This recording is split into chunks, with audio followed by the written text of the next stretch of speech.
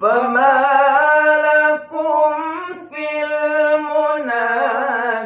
المنافقين فئتين والله أركسهم بما كسبوا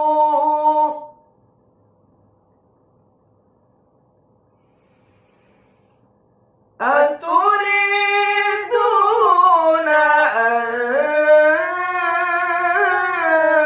تهدوا من أضل